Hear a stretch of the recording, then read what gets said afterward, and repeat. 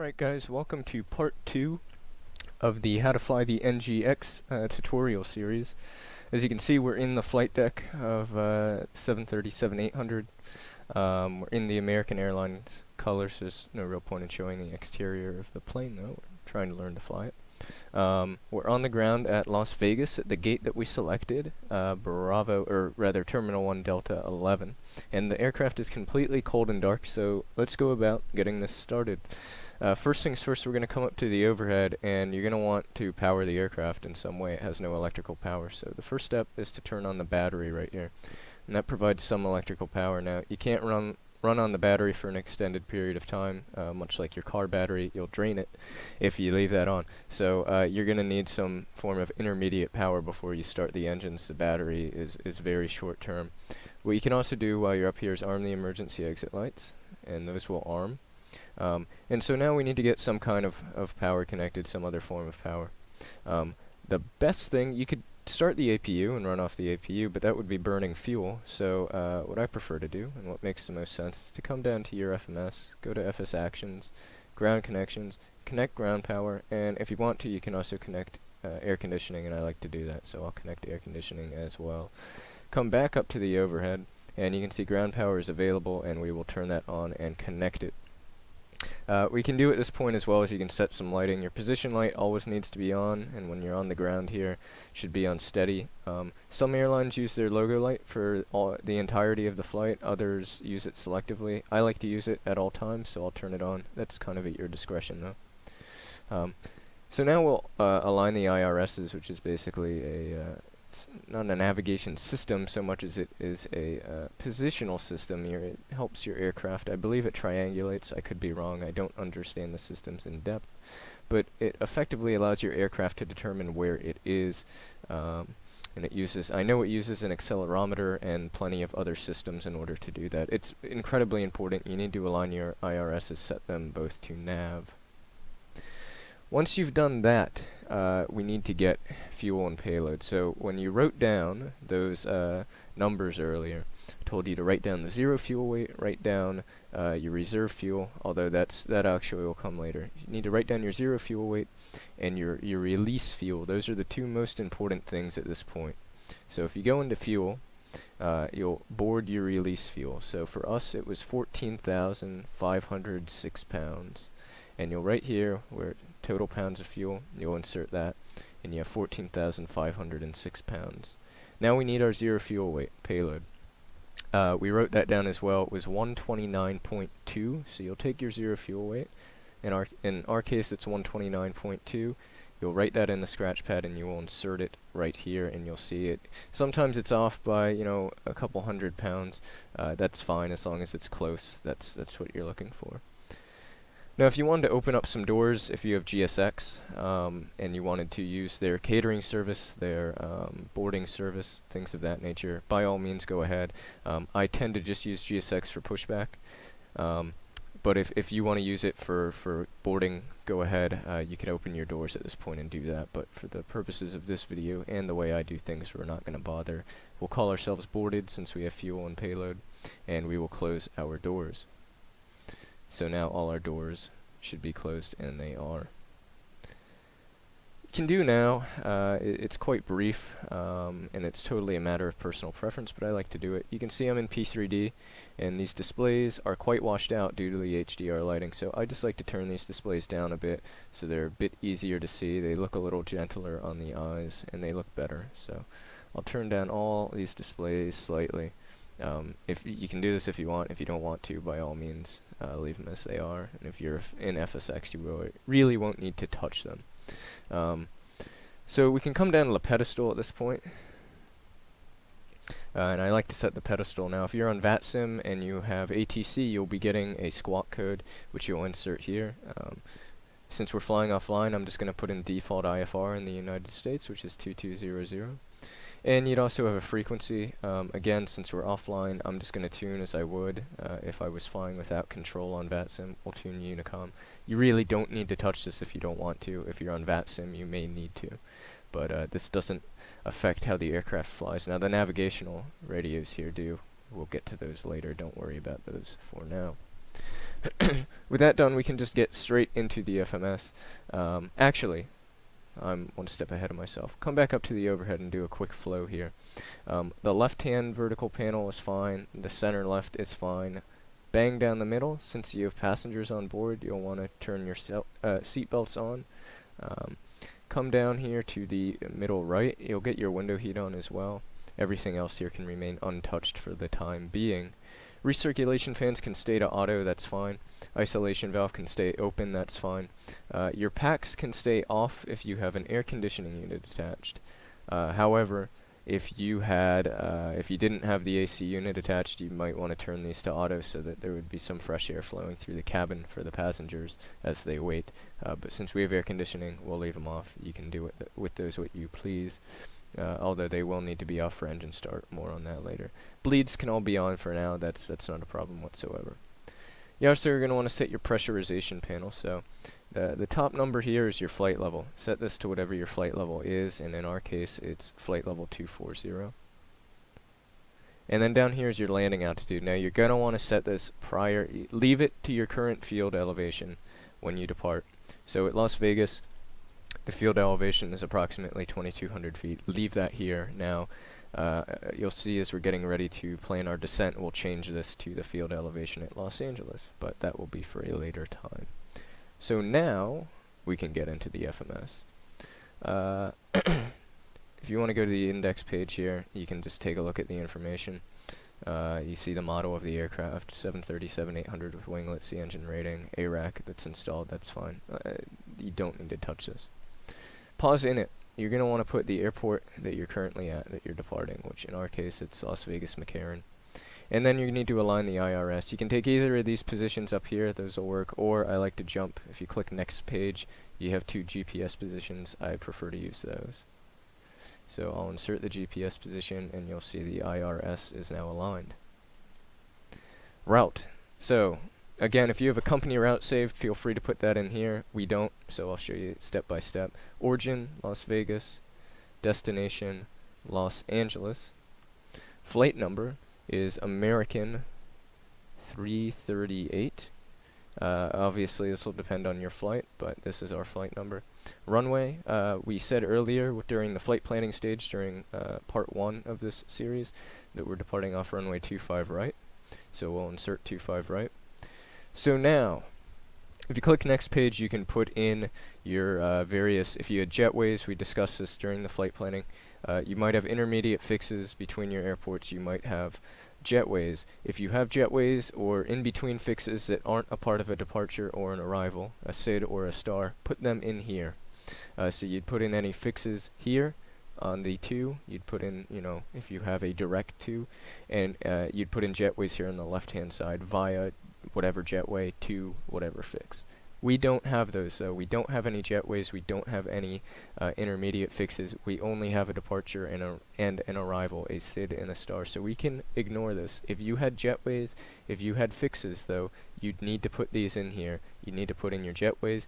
You need to put in your fixes. I can do a video dedicated just to this at some point, but just know if you don't just have a SID and a star, you do have jetways and you do have fixes or VORs in between, you would insert them here. We aren't going to worry about it because we just have a departure and an arrival. So click departures and arrivals here, and we'll click Las Vegas departures, and we're on the boat 6. So you'd find whatever SID you're on here, there's multiple pages, and you'd select it. We have the boat 6, and then you select your transition if you have one. In our case, it's the Hector transition. Then you'd select your runway for departure, which should auto-select based on when we typed it in, which it did, runway 25 right. You can then go to departures and arrivals again, go to Los Angeles, and select your arrival into Los Angeles, which in our case is the River 2, again, select whatever star you have, the Hector transition again, and then you select your runway that you're arriving on. In our case, is when we were flight planning, we determined it's going to be the ILS runway 25 left. So we'll select that. Some ILS approaches have transitions onto the ILS. You can see they have 3 here: Seal Beach, Seaview, and River. Since we're on the river 2, we actually will be on the river transition, so we will select this. You don't have to have a transition. You could still fly the ILS without one. And for some ILS approaches, you're not going to be able to use one of these transitions. If we were coming from San Francisco, say, on a different star, we wouldn't be able to select any of these. So don't worry about this, but because we're on the river 2, we can select river. If you don't have one, if you don't feel comfortable doing it, totally fine, don't worry about it. You just need a star, your transition onto the star if you have one, and your approach. So we'll come back to the route page, we'll take a jump to the next page, and we'll see boat 6, Hector, to Hector, and then Hector, river 2, and then various fixes here. River, approach, transition, and then the ILS 25 left. This is fine. We'll activate this, we will execute it, and we'll now click on our legs page here, and take a look at our legs page and make sure everything looks fine. So, this is when you're going to want to have your chart up. I can't show you the charts because Fraps will not record anything more than P3D, but it's the exact same chart we were looking at earlier. Again, I can do a video on reading charts as another time. I'm assuming you have some basic level of knowledge. It should be fairly straightforward if you're looking at it, but if you go to the second page of that chart we were looking at earlier and you look at takeoff runway 25 right, it should say climb heading 255 to 2,681 feet. And sure enough, 255 heading to 2,681 feet. Then proceed direct to Rebel, and sure enough, we have Rebel in here. Then, on track 186, which we have 188, that's fine, that's close enough, to Roper, we then have Roper, at or below 7,000 and at or above 4,800, and you can see that restriction auto inserts. If it didn't, you would need to manually put this in, and all you'd do, for instance, let's say you wanted 5,000 feet at Rebel. We're not actually going to insert this. You'd do /5,000. And you can then insert this on any of these and assign 5,000. If you wanted 5,000 or above, you'd put /5000A, and you'd hit that point at or above 5,000. If you wanted to hit that point at or below 5,000, you'd put in /5000B. And the speed is similar, the only difference is the slash comes afterwards. So let's say we wanted to be at 250 knots at Rebel. We'd put in 250 and you can then insert it. Or you could put in, or you'd put in 250 slash, rather, forgot that, and then insert it. And same goes, you could put in 250 or above, 250 or below.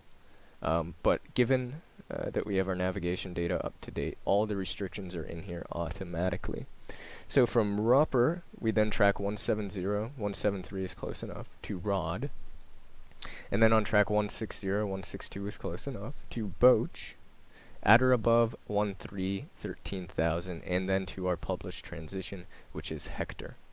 So if we want to take a look at this plan right here on the ND, we can do that. So you can see there's a switch here, it says approach VOR map plan. Give one click, right now it's on map, give one click to the right to plan. And you'll see the display change a bit. And then if you look here at your legs page, this will have changed to step, and you can actually step through and jump through each fix you have here. So if I zoom out a little bit, and then we step through this, you can see Rebel, to Roper, to Rod, to Boach, and then I'll zoom out a touch. And then you can see Hector out there, and if we jump ahead a little more, there's Hector. And then begins the star. So that's how you can check to make sure everything looks as it should, that things are have entered themselves properly, and that you have a good flight plan. With that done, back into the FMS, your route is totally fine. Your route is good to go. You'll then come to the performance init page, perf init, and most of this will auto-compute. So if you give one click here at 0 fuel weight, it will auto-compute 129.1, that's correct, and you'll insert that, and it will automatically insert your gross weight based on your fuel. Your reserves, you should have wrote those down earlier. If you did, you'll insert them here. In our case, it's 5.4, 5,400 pounds. Cost index. So cost index varies from airline to airline. It's dependent upon, basically what it determines, right, is the economy of the flight. If you have a lower number, it's going to be, you're going to be more efficient, but you're going to get there slower, meaning you'll burn less fuel, but at the expense of arriving later. If you put in a higher number, you will arrive earlier, but you'll burn more fuel. I generally use, if I could speak, 38 in the NGX. You're more than welcome to look these up online and use what you wish, but we'll put in 38. Flight level, you'll then put in whatever your flight level is. In our case, it's flight level 240. And you'll execute that because that affects flight performance. If you had weather software and wanted to put in your cruise winds or your top of climb temperature, by all means go ahead. I don't bother with that. Normally you don't need to do that. Transition altitude, insert that here. Since we're in the US, it's 18,000 feet. N1 limit. So this is where you can calculate your takeoff performance. Now, if you have TopCat or something similar, you could insert a particular D rate of some kind, either a 24K D rate, 22K D rate. You could even do a takeoff bump if it's a particularly short runway. There are takeoff performance calculators out there. You can find them. I use TopCat. I actually don't have PFPX up, so I'm not going to bother with doing a D rate. You don't need to do one by any means. If you don't do a D rate, you can still get off the ground, no problem. It simply adds to the realism. Normally I'd do one, but for the sake of keeping this somewhat straightforward, I guess you could say, and because I don't have TopCat open right now, I'm not going to do one. We'll just leave it exactly as it is by default. Then come to the takeoff page. You almost always are going to use flaps 5. If you have a takeoff performance calculator, they might give you a different setting, but rule of thumb, use flaps 5, so that's what we'll use. It will then calculate V-speeds. As far as your CG and trim goes, if you give one click, it'll calculate your CG, insert that, and it will give you your trim, which is 4.71 in this case. It'll vary depending on your load. You can then auto-insert your V-speeds. These calculate themselves, and just one click on each spot. And V1 is 137, VR is 139, V2 is 146. Real quickly, V1. That is the speed at which you cannot abort takeoff. You do not have enough runway left to abort takeoff safely. VR is your optimal rotational speed, and V2 is your minimum safe climb out speed. You don't want your speed to drop below this as you're climbing out. So, with all that done, your FMS is largely good to go. You can come over to the first officer's FMS if you want, and just turn on the legs page here. That's how they do it in the real world. You don't have to do that, but I like to do it. And what you can do now, what I do now in my process is I'll set the parking brake, and I will open one fuel pump so that there's some fuel available, and start the APU. You'll see the APU start. You'll give 2 clicks. The EGT, which is the exhaust gas temperature, will rise. It'll spike at around 8 there, and then it'll come back down and settle, and the APU will be available. While the APU starts, I like to set the MCP. Now, in IAS here, in your indicated airspeed, you're going to set V2, whatever your V2 is. In our case, it's 146. In your heading, you'll set your initial heading. This will depend on your departure. You might be assigned a particular heading to fly by ATC. In our case, it's a heading of 255 on the Boat 6. But again, you'll need to look at your charts to determine this. Altitude, again, you'll need to look at your charts to determine what your top altitude is. In our case, it's flight level 190, so we will set that on the MCP. This is whatever is indicated on the charts or assigned by ATC. You can now set your auto brake to RTO. Turn on each flight director, the left and the right, captains and the first officers. Whatever you turn on first is going to be the master flight director. So if you're planning on flying over here, turn on the left flight director first. If you're planning on flying over here, turn on the right one first. You can now grab these VOR needles and just bug them up.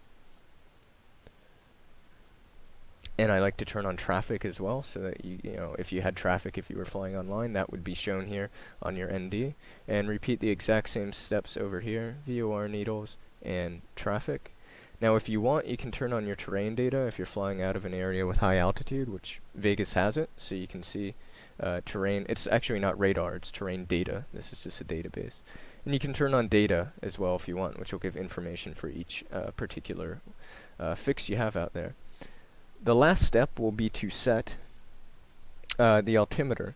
So you'll need to find that METAR again for your departure field. You can find it however you want. I have my own here. And set whatever the METAR is, which or whatever the altimeter is, as shown on the METAR. In this case, it's 2980. So if you wind this knob here, and you'll actually see right down here on the PFD, your altimeter will change, and you'll wind this down to set it to 2980. So with that done, your pre-flight is largely complete, and you can see the APU gen is now available. It's lit up blue. So we'll flick each of these knobs, and we're now running on the APU generator. We can turn off ground power and turn our yaw damper on, and we can now open up the remainder. Well, actually, we'll stand by on that. What I'm going to do now is retract this jetway. If you have, a jetway out if you have a moving jetway and you had it brought out, you'd want to put this away before you push back. If not, don't worry about it. We can now call over GSX. If you don't have GSX, you can just do a standard default pushback. I do have GSX, so we'll call them over. Again, you can push back however you please, though. So I'm going to prepare for pushback and departure, and we'll get handled here, I guess, by United, because American isn't an option. Don't worry, this is all kind of irrelevant, though, to NGX. This is just me getting ready for pushback. Okay, so GSX is going to come over to push us back. Before you push back, what you're going to want to do is go to FS Actions, go to Ground Connections, and get rid of everything. So your pitot covers can go, your air conditioning unit can go, ground power can go. Since we're running on the APU, make sure you're running on the APU before disconnecting ground power, and you can get rid of your wheel chocks. Your parking brake should be set first, which it is. Wheel chocks are now gone. Make sure all your doors are closed, which ours are. At this point, you're going to want to turn on or open your fuel pumps with fuel. Now, if we had fuel in the center tanks, we'd turn these on. However, we have empty center tanks, so we'll leave these closed. Then you always want your anti-collision light on before starting your engines. This has to be on at all times when engines are running. Basically alerts people on the ground, hey, be careful, our engines are running. And your packs are going to be off, and your isolation valve is going to be open. They need to be set this way in order for the engines to properly start. So make sure your packs are off, make sure your isolation valve is open. GSX just cleared us to release our brakes, so we'll release them and they'll start pushing us back. They've given us clearance to start, so generally the engine start procedure is number 2, then number 1. You're going to set the engine start switch 1 click to the left to ground, and that will start the process of igniting the engine. So you'll see down here oil pressure and oil temperature begin to increase. N2 begins to rise, and N1 begins to rise. Down here is your fuel cutoff switch. When N2 is 25% and N1 is 2.5%, that's when you'll feed in fuel. So right about now, we'll feed in fuel from cutoff to idle into engine number 2, and the engine will slowly come alive. While the engine's coming alive, another thing I can mention is, if you're in Europe, you have a transponder down here. Leave this on standby until you're entering the runway. Controllers generally want you to have your transponder set standby until you're getting ready to enter the runway. If you're in the US and you're flying on VATSIM, again, if you're offline, this does not matter. If you're in the US though and you're flying on VATSIM, you need to have this set to the middle setting, exponder, which is just mode Charlie without TARA. Otherwise, they'll get mad at you. They want you to be operating mode Charlie on all taxiways. So set that if you're in the US. If you're not, don't worry about it. You could just hear the engine start switch cut off to or cut out to off, and the start valve is closed. So we have a good start on engine number 2, and we're going to start engine number 1. And the process is exactly the same. Feed in fuel at roughly 2.5 N1, 25% N2. And the ground crew just gave us clearance to set our brakes. They've completed pushback. So there's N2 through 24, 25, and N1 is now 2.5, and we'll feed fuel into engine number 1.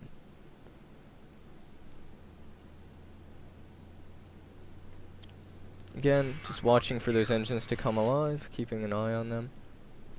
Make sure everything looks stable, which they should. Shouldn't be any issues.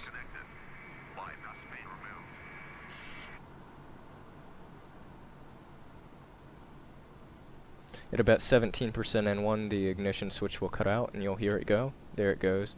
You'll see the start valve close. The ignition switch is back to off.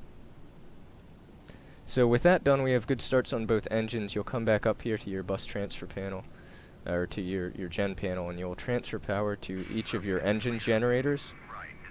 Wish they'd shut up. Yeah, please, GSX. Transfer power to both of your engine generators, and you can now see the APU gen is off the bus. So at this point you can turn off your APU, you can turn off your APU bleed, you no longer need that, and you can turn your packs back to their auto position and get your isolation valve to its auto position. The packs, I should mention real quick, that just basically allows airflow, fresh air into the cabin. In your isolation valve, I'm not entirely sure what it does, but that also regulates airflow essentially.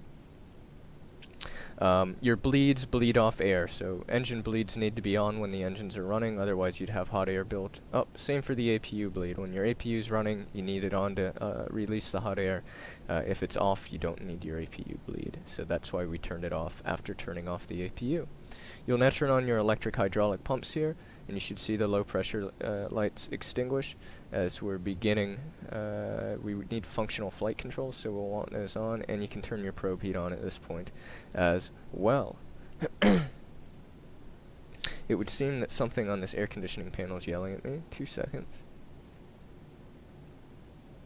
Zone temp.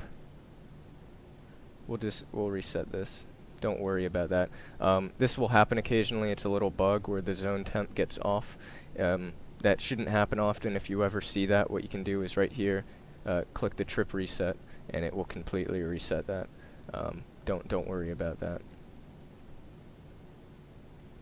Okay, so now that we've got the overhead panel and the after start flows, we're going to do several things here. We're going to set our flaps for takeoff. So we have flaps 5. We'll set flaps 1, 2, and 5. We'll set our trim, which is 4.71, so come down here to your trim wheel and set whatever your trim is. If you take a look, let me hide the yoke. Right there you'll see CG and trim. Set your trim to whatever is indicated. In our case it's 4.71, which is right about there. That'll work. And at this point, the only thing you need to do is check your flight controls. Just make sure your hardware is properly configured. Everything's working as it should. So you'll check the elevator first. Full up, full down, neutral, then your ailerons, full left, full right, neutral, and then your rudder. Full left, full right, neutral. Everything looks great. Flight controls appear to be working. You can then turn on your taxi light. If you want your turn-offs on as well for taxi, that's fine. I generally just use the taxi light. And you are ready to taxi out. So release your brakes, taxi out to your runway. There's no point in showing you guys the taxi. It's you're just moving the aircraft on the ground. There's nothing that really needs to be done. So I will bring you guys back as we're getting ready to depart. Alright guys, welcome back in the flight deck. We're just approaching the runway here. So, some things you can do. If you have a weather engine that works with the weather radar, Active Sky Next I believe is the only one. You can turn on your weather radar right here. If you don't, no need to bother, but I'll go ahead and turn mine on since I use Active Sky. You'll then want to arm your auto throttle and get your engine starters to continuous. And then come down here to your transponder and set TARA. The reason for that being you want your traffic and TCAS to work so you can display traffic on your ND and get get your TCAS functioning properly. As you want to check to make sure final's clear. It's a good practice, however I'm offline, no AI traffic, so I'm not worried about that. Once you've set your transponder to TARA, go ahead and come up to your lighting panel. You need to have your strobe on, and you'll want your landing lights on as well for departure, and I like to get my turn-offs on. The lighting is kind of at your discretion. You'll definitely want your strobe. The landing lights and turn-offs are more at your discretion, but I like to have them on. Light up the plane like a Christmas tree. You'll then, if you want to, you can start your clock. Totally up to you.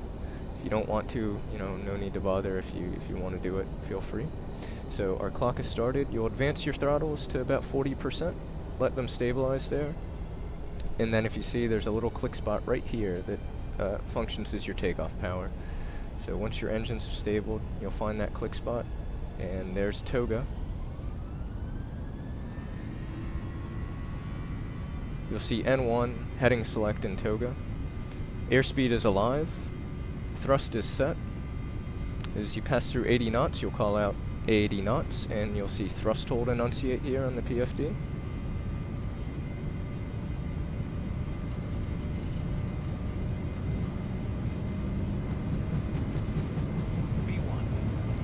There's there's your V1 call out, and rotate.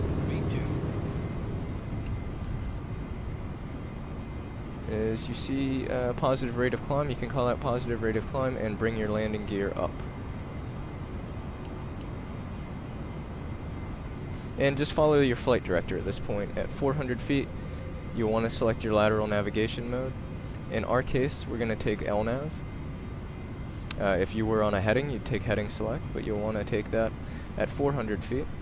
And then at 1,000 feet, or whatever your acceleration height is, take your vertical navigation, which in our case will be VNAV. If you were just given an altitude, you could take level change.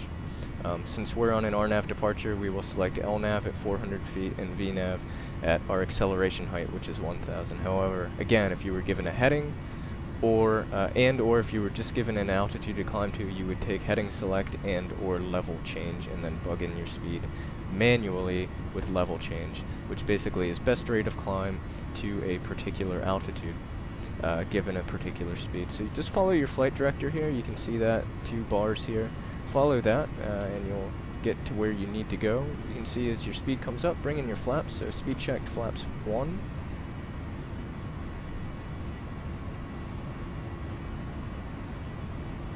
And as your speed continues to come up, speed checked flaps up, and you can bring your flaps up. Now you start to see that lateral navigation bar banks a little to the left, so we'll bank to the left. And again, you just want to put your put the attitude indicator right there in the center of the flight director. And if you deviate a little bit from your course, don't worry about it. You're hand flying the plane. You just want to be as close as you can be. But now that the flaps have been retracted, I'm going to put in the autopilot, so you can engage the autopilot. And once the aircraft is cleaned up, you'll take the gear to the off position, so it's referred to as up and off. And you'll set the auto brake here to off. You'll then, given that your flaps are in, you'll want to get your engine starters to their off position. And you can get off some of these lights. Keep the fixed landing lights here on the right hand side on until you're through 10,000 feet.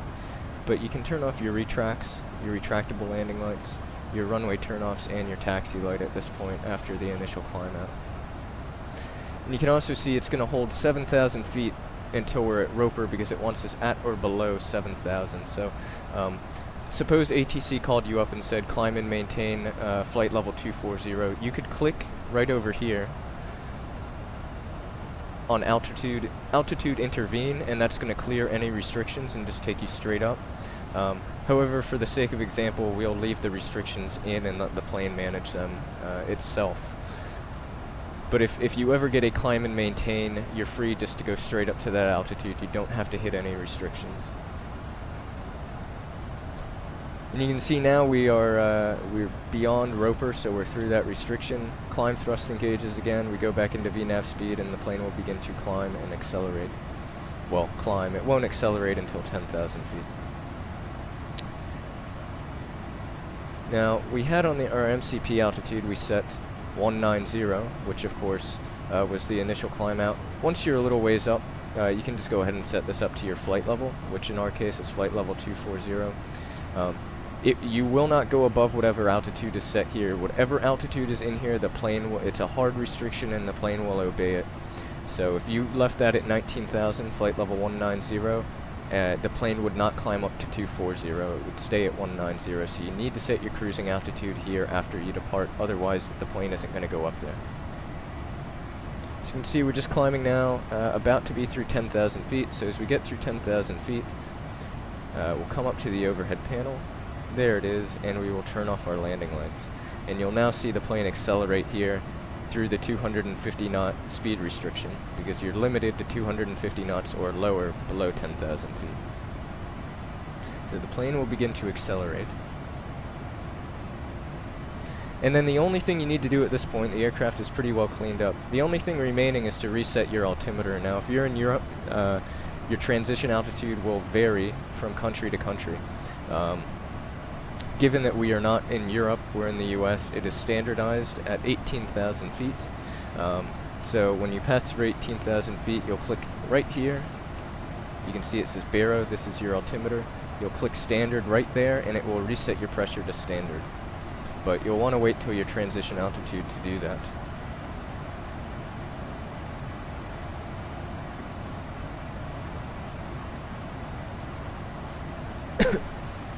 course, you can fiddle with the range knob if you want to see, you know, where you are relative to your route. You can bring it down if you wish. That's entirely up to you. But yeah, there's not a lot to do at this point except monitor the aircraft. Often, you know, if you want to do this by the book, you'll turn off your seat belts here once you're kind of up towards your cruising altitude and the air is smooth.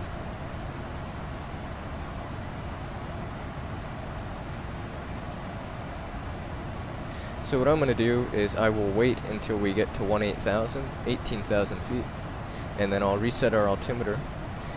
And at that point, I will, that'll be the end of part 2 of this video, and we will, I'll bring you back for part 3, which will be the descent and the descent planning and the landing. But even though this is a tutorial, we can enjoy the view of the desert here as much as one possibly can. Desert doesn't look all that great, but it doesn't look bad either. Nice wing view.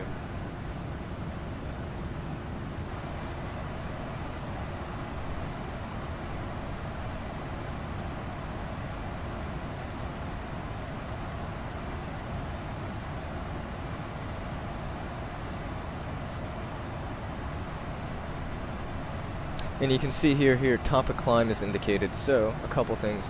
Top of climb is where you're predicted to hit your top of climb based on the FMS calculations.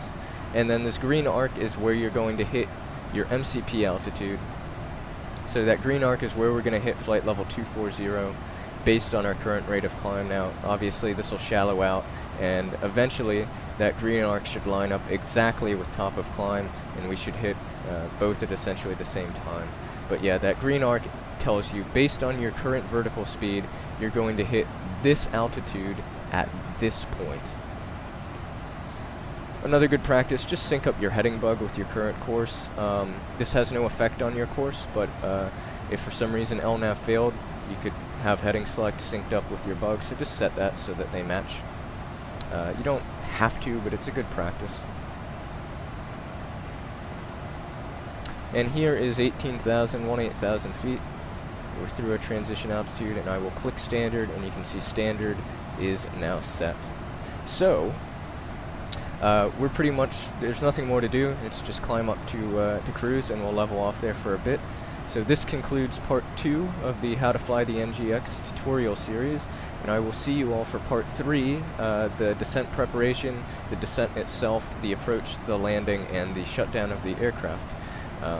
So hope this was helpful, and I will see you guys for the next part. Take care.